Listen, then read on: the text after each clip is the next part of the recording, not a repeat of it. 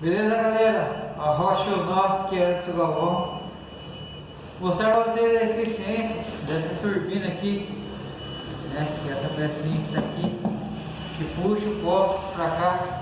Principalmente aqui que eu escuto aí zero pó, sem precisar de um aspirador, tá? Mostrei para vocês.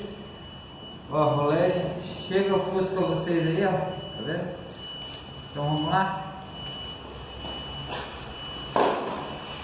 Como eu não demarco a parede, eu sempre serpenteando, tá?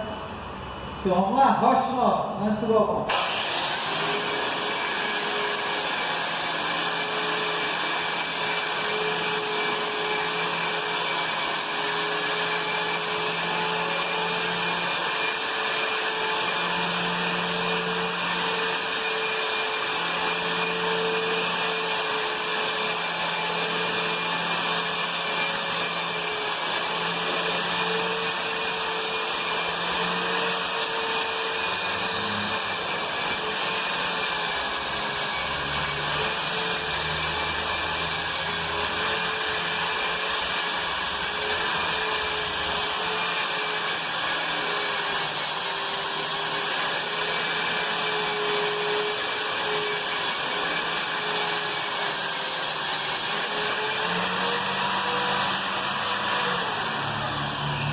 Então, galera, mais uma coisa, devido a essa situação que nós estamos tendo no país, eu trabalho por tarefa, eu recebo por produção na construtora predial, estou tendo tempo para procurar lixa.